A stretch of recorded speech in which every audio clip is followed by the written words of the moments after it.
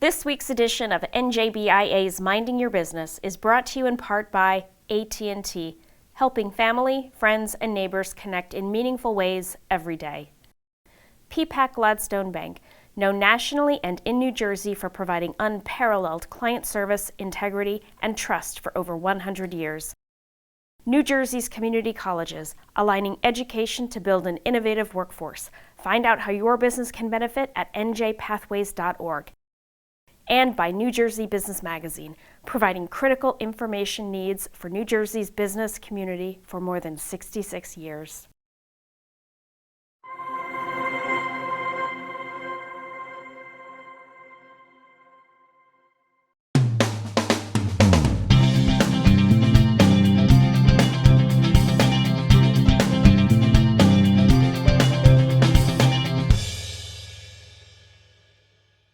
Welcome to NJBIA's Minding Your Business. I'm Bob Considine. Well, the deadline for policymakers to finalize New Jersey's FY24 budget is fast approaching, and there may be some good news for the state's larger employers.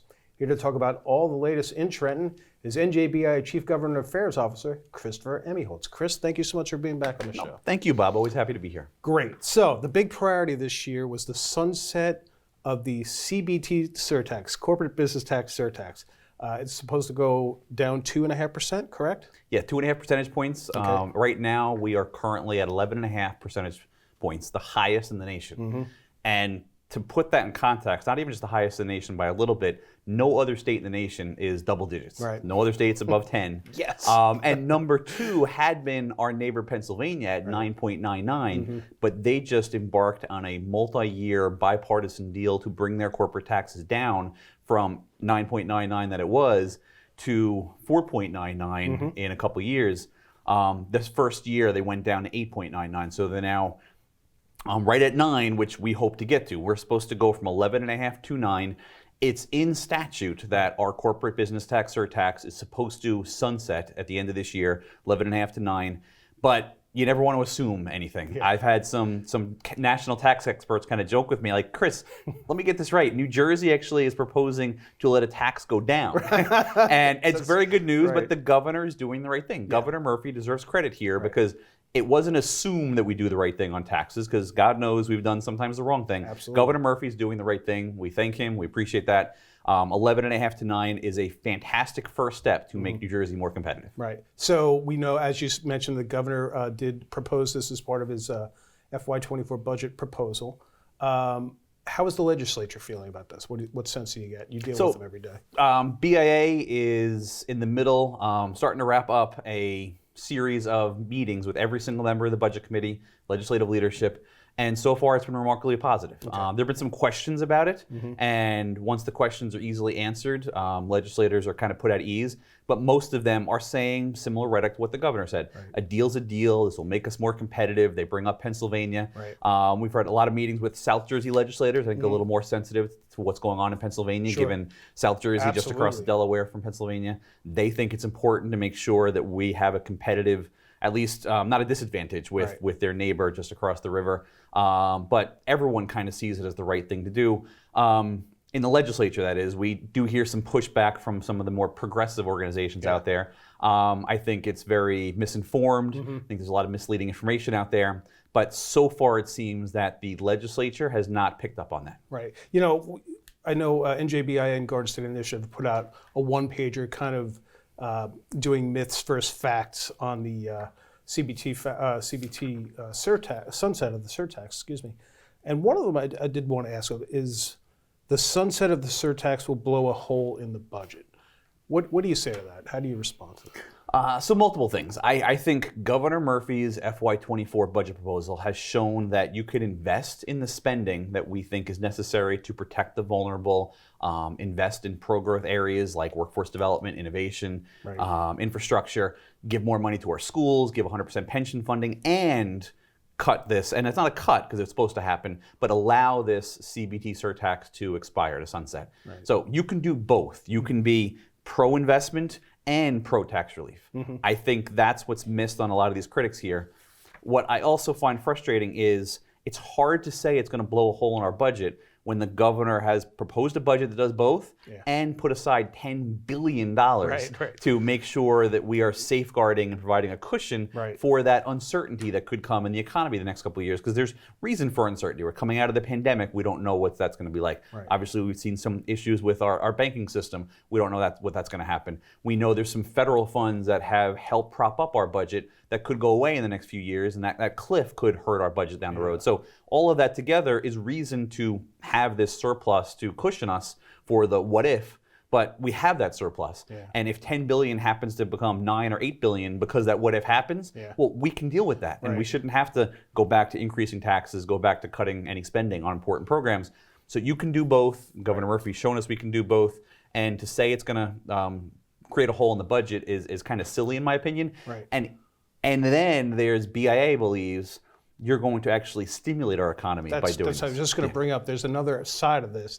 They don't talk about the growth and reinvestment that can happen as part of a decrease in the CBT. Yeah, exactly. And giving credit where it's due, as you referenced, Garden State Initiative that we partnered with put out a report recently, and their report pointed to the states that have cut their corporate taxes have seen increases in other areas of revenue. We think sales tax and income tax, which happen to be the first and second biggest parts of our budget, will go up because the third biggest part of our budget, corporate business taxes, might go down a little bit. And also, it's yet to be seen if it will, in fact, the rate might go down. Are the revenue numbers going to go down by the same kind of direct proportion as the rate goes down? I don't think that's going to be true. Right. Okay. On the CBT front, there's another thing you did. You just testified last week on this, Chris. It's support of legislation that would make New Jersey's corporate tax policies more competitive with other states by changing the way global intangible low-taxed income, or GILTI, and net operating losses are treated under state code. So, how are you going to put this in English for us? Plain, simple English. But it's a positive, is it not? It's a very big positive. Okay. I think if you put those two, this bill that we're talking about, and the surtax sunset. You put those two things together, and we, a year from now, have reformed our corporate business tax policy with this bill, S3737, A5323, and have a 9% rate instead of 11.5%. We are dramatically more competitive with corporations, and from state to state, that matters. And if you see more corporate job creation and more corporate investment, that's going to then fuel more economic growth in our state. So I think this bill will do that. So you talked about GILTI. GILTI is a fancy way to talk about states and the federal government going after foreign income, trying to tax foreign income. This was created in 2017, so a relatively new concept in going after this foreign income. One, there's people out there that don't think it's appropriate for states to go after foreign income at all. The federal government does, and it did more aggressively after the 2017 Tax Cut and Jobs Act. For a state, is it appropriate? Maybe yes, maybe no. But regardless, New Jersey is more aggressive going after this foreign income than almost any state in the nation. And if you look at the fact that we are lucky, we're fortunate to have as many multinational global companies that are based here, have significant presence here. That's a good thing. We want more of that. We want more of those jobs. We want more of those facilities, more of that investment. And yet we're actually more aggressive in going after them for being multinational corporations doing business all over the world. This bill kind of puts us back into the middle of the pack. New York, a few years ago, made a similar reform where they were aggressive in going after foreign income. They brought it back down to more of a similar place. So New York and Connecticut would be, and Massachusetts are going after foreign income in a similar way to New Jersey. New Jersey will after this bill. Pennsylvania doesn't go after foreign income at all. And so I think this brings us back into our neighboring competitor states. Really important. The word competitive is competition counts. And I sometimes don't get the sense the legislature is aware of that sometimes as it relates to business. But hopefully with what we're seeing now, this is kind of some awareness to where we stack up against other states. It's not just affordability, it's competitiveness. And I think sometimes we talk too much about, oh, well, they can afford it. No, well, it's not about affording it. It's about, does this make you more attractive or less attractive? And I think we need to do more things that make us more attractive for those investments. And what can you say? I know, Chris, we've talked last summer about this. You were talking with Treasury about this reform last summer. How have they been to work with on all of this? Treasury's been fantastic. What I can say, last summer, they approached NJBIA and said, hey guys, we want to come up with a corporate tax reform compromise. That compromise is going to include some things you've been asking for years, because if we go back to last year's budget testimony, we were saying you got to fix GILTI. Right. And they're finally on the path to do it. But they're like, hey, we want to give some things you've been asking for. We also want some things that you aren't going to like, but we've been asking for years. And so we sat down and we had some of our corporate experts, whether it's law firms that do state and local taxes, accounting firms, and some of the biggest corporations in the state, sat down with them and worked a deal out with Division of Taxation to come up with a revenue neutral bill that I think just on the tax administration, tax compliance side makes us more competitive and doesn't actually increase or decrease revenue for the state. Right. So the governor thankfully put it in his budget, and Budget in Brief actually referenced this bill. The bill's been introduced by both Chairman Sarlo of the Senate Budget Committee and Assemblywoman Pinto-Marin, Chairwoman of the Assembly Appropriations Budget Committee. And so you've got both budget chairs, you've got BIA and other business groups, and you've got the Treasury, Division of Taxation, Governor's Office, all supportive of a bill that will make us more competitive. Right. I think it's got a good chance to get done this spring. Well, good on everybody for working together on that. I want to turn, while we have a few minutes left, Chris, on small business. We've talked about the larger employers, how they're going to benefit through this budget process. What about small business? Is there any relief coming their way, possibly? That's what I'm a little worried about, Bob. You got to bring me down now. Yeah, sorry. But there's a lot to like in this budget, a lot more pro-business things in this budget. But on the small business side, I think not as much as I'd prefer. I think there's two issues that I point to in this budget. Number one, we're looking at the third year of a multi-year phase-in of unemployment insurance tax, payroll tax increase for employers. It's probably to the tune of $1 billion or so, that it started July 1st 2 years ago, then last July 1st, and this coming July 1st. And this is because of the pandemic, and it's because our state had more onerous shutdown than other states. Yep. Whether it was the right thing or wrong thing, who cares? Yeah. But it drained the fund. Yeah, but it drained the fund, and is it fair to employers to make their taxes go up to pay for a public health emergency? I don't think it is, and there was legislation that got close to passing last June that would have provided some small business relief for this payroll tax increase. We're hoping that they take another run at that. We're hopeful that something can happen. There's been another bill introduced to do that by Senator Gopal and Assemblyman Fryman. They were two of the sponsors last year. Hopefully they can get something done this year. That's one thing, UI tax relief focused on small businesses. Another small business thing that we're pushing is on property tax relief. Property taxes in New Jersey get a lot of attention, as they should. We have the highest property taxes in the nation. We have a new program called the Anchor Program, which is for it's about $2 billion of property tax relief in this budget again, as it was last year. That's a positive thing on affordability and competitiveness. The one negative thing about Anchor is it does not include business. It specifically says businesses are exempt, or are not part of the program. Sure. So we've thought, hey, what about, can we make it small business only, get a piece of that Anchor pie? Can we expand Anchor to give small businesses a piece of it? So we're talking to legislators about that. Some have been receptive to it. We don't know if that'll be included. Hopefully either Anchor for small businesses or UI tax relief for small businesses gets included. And if you put those two along with the corporate tax relief, we're going to be in a great situation making our state better for business. Yeah, and you think about small businesses pay about what, half the property taxes, right? Yeah, about half the and it's actually the biggest tax they pay. Yeah.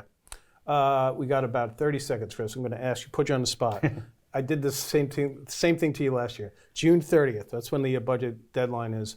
Where are we going to be? Is it going to be fisticuffs, or is it going to be a peaceful finish? What do we have here? I think I'm confident. I tend to be an optimistic person. Yes, you do. That it's going to be a better, easier budget than we've seen. Not that there'll be no problems to work out. And sometimes when there's actually less major issues out there, they start getting hung up on the little issues. But between the governor, Senate President Scutari, Assembly Speaker Coughlin, I think when they get in the room, they'll be able to figure out, because we're in this strong position, because we have so much cash, because we have the surplus. I don't think there's going to be difficult things, whether tax increases or spending cuts. And hopefully they work something out. And we get done in mid-June, maybe towards the end of June. But yeah, June 30th, I do not expect us to be sitting around that weekend, 4th of July weekend, as we have in the past. Looking at midnight, right? Yeah, well, great job, Chris. I know you've been there, and you'll continue to be there the rest of the way. Godspeed to you for the last few weeks here. Thanks for being here. No, thank you, Bob. Okay, we'll be back right after these words. We are made to connect. Stepping into limitless possibilities. As we create with purpose, influencing the culture as we rise. Contributing to a world of inspiration. We are Black Future Makers. The thing that makes PPAC stand apart from its competition is really around the bank's product set. That brings a business from its inception all the way to the point of where they either transfer wealth to a second generation or they end up selling the business. Quite often, a business gets started with either a home equity loan or a small business loan, and eventually the company will grow into a small business, into our mid-market space, and at one point, the owner will make a decision either to transfer the wealth to a second or third generation or sell the business. And oh, by the way, we have a wealth company that would love to manage the wealth upon it. When I look at our competition, whether they're big or small, most companies do not have that product set from beginning to end. We do. We may be a smaller bank, but we are very strong when it comes to the mid-market space and how to service it.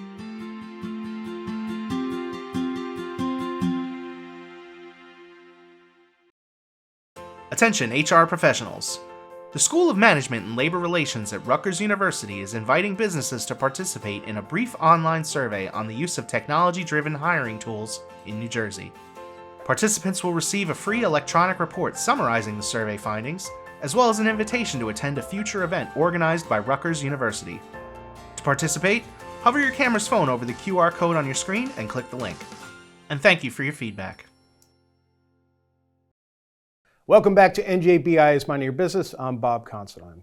Well, continuing along with the corporate business tax theme here today, we join a panel from NJBIA's recently held Taxing Your Bottom Line event at the Pines Manor in Edison, where the discussion leaves the weeds of corporate taxation and into the simpler concept of how the grass could be greener in New Jersey for CBT. Have a look. I'll start by as Chris mentioned, just talk a little bit about a couple of the corporate tax issues and some of the things the Murphy administration is doing around corporate tax policy, and start with a couple of the things that the treasurer mentioned. First, the CBT surcharge. When the governor announced back in, I think, January, that really affirming his support for allowing the surcharge to expire, the comment he made was a deal is a deal. And the administration is committed to allowing the surcharge to expire. In February, he presented his budget, and as the treasurer went through in great detail, that budget reflects that commitment. The surcharge revenue is not in the budget. The budget has a structural balance and approximately a $10 billion projected surplus without the surcharge revenue in the budget. So he affirmed that commitment. I think, the perspective for the administration is, there is agreement that, the intent is to make New Jersey more competitive. Even after the expiration of the surcharge, New Jersey's corporate tax rate is going to be higher than most states. We'll still be in the top 5. However, for our regional competitor states, it puts us much more in line with those states. And as you know, competitiveness, you can't be taken in a vacuum just with tax rates, and we can maybe talk a little bit more about that in the panel. There's a lot of other factors as well, but just specifically to tax rates, this will make us more competitive. I think it's worth mentioning that because of the strength of the budget, because of some of the fiscal restraints and some of the things the Murphy administration has done to put the budget in this kind of condition, it allows for this to continue with the surcharge to expire and that commitment to be continued without blowing a hole in the budget, as has been discussed. And I think some will argue that there is going to be a return from the economic activity associated with this. And we would agree, there is going to be some return on that. The timing is the issue, in terms of a budget process. So the strength of the budget puts us in a position where the surcharge, is going to expire. The other piece I just want to mention is the CBT reform bill, and I know we touched on that a little bit. And Mike had mentioned, really the work of the Division of Taxation and John Ficarra and Alan Klein. I would also like to just, mention Chris, BIA, Mike, I know members of this panel, a lot of people, a lot of hard work went into that working on that group, a really incredible effort to get it to that point. We went in with the goal, the administration, of let's make New Jersey more competitive. Let's improve tax compliance. Let's make it easier to administer the tax code. And I think that bill, which we're going to talk about in a little more detail on this panel, also, achieved a lot of those goals. And it's not a perfect bill, and I think there are some pieces that some groups will not particularly support. But that's probably ultimately what makes it a pretty good bill, because there's something that everybody doesn't like in that bill, which generally means it's probably a pretty good bill.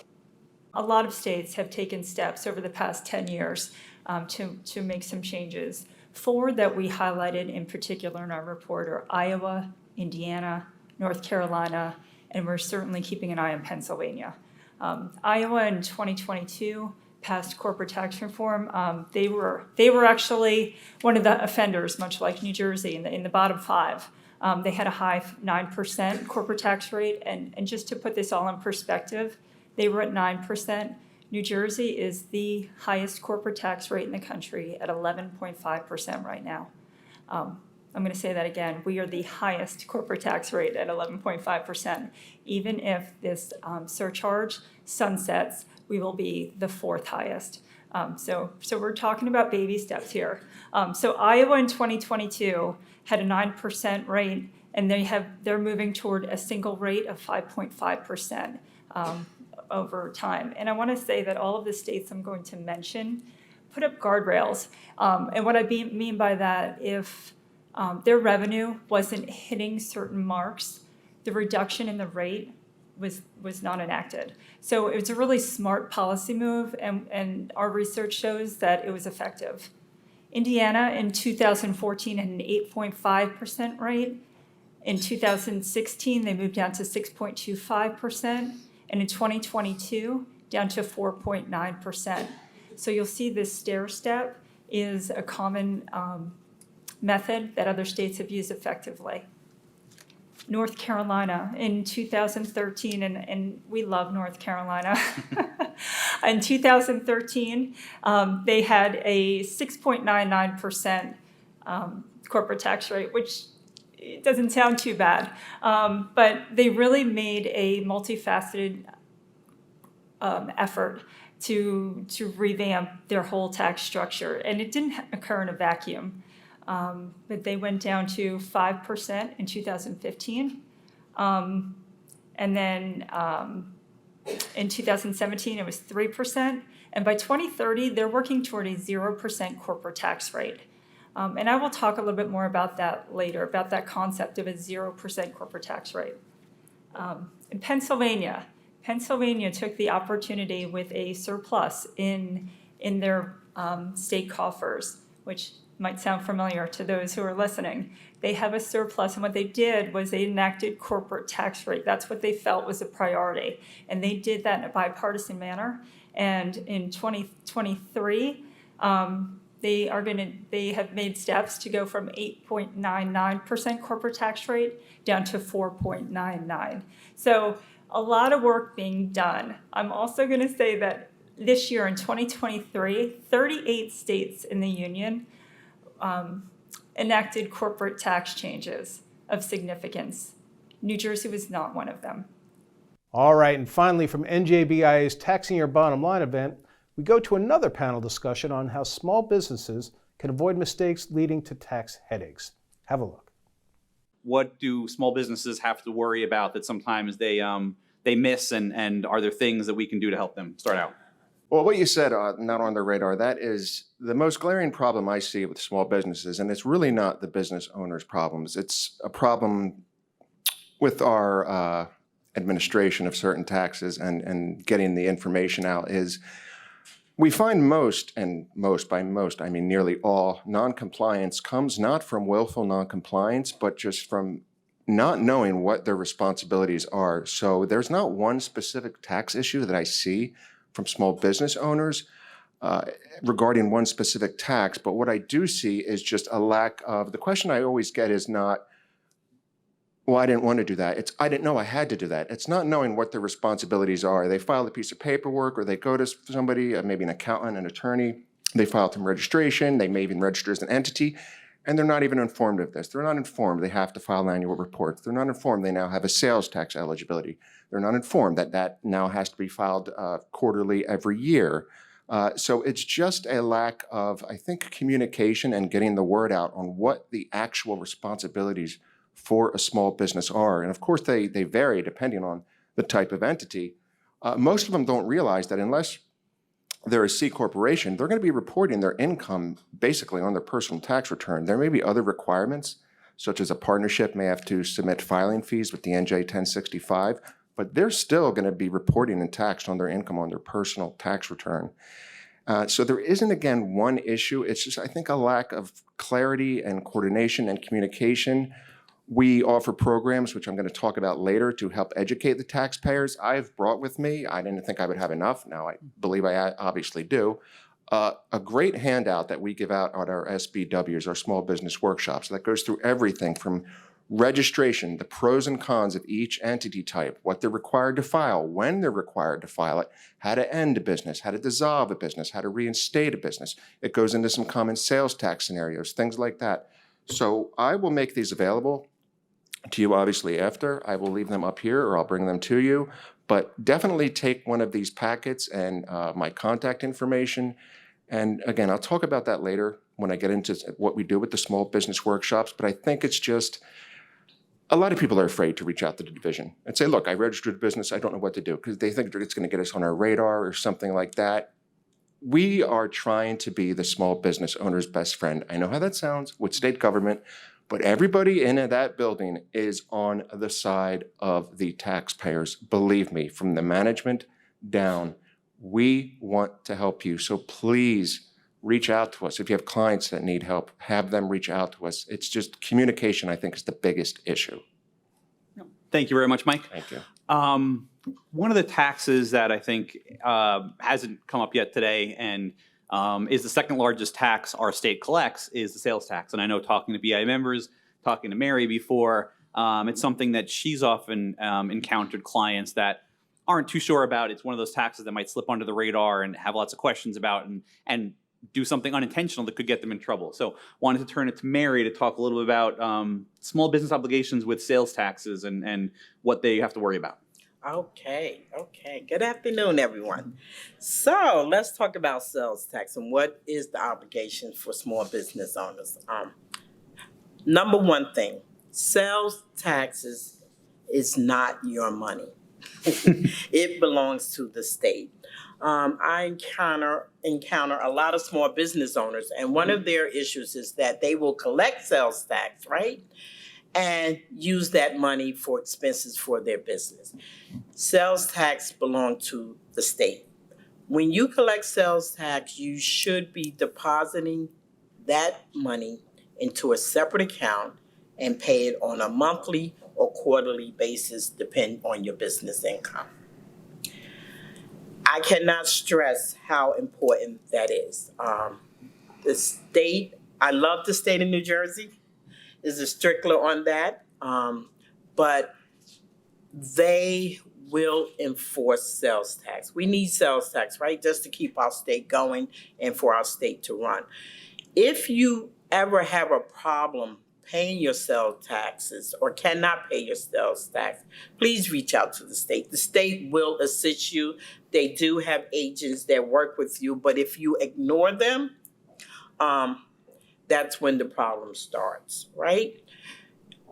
All right, thanks to all the panelists at NJBIA's Taxing Your Bottom Line event for their great input. And thank you for joining us on NJBIA's Minding Your Business. We'll see you next time.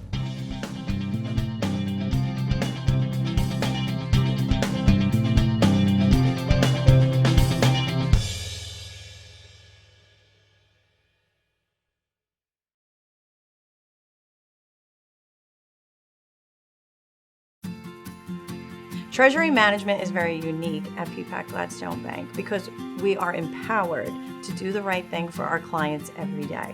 Some examples of products that we provide are remote deposit, ACH, online banking, and online wires. The most important solution that we offer at the bank would be fraud prevention services.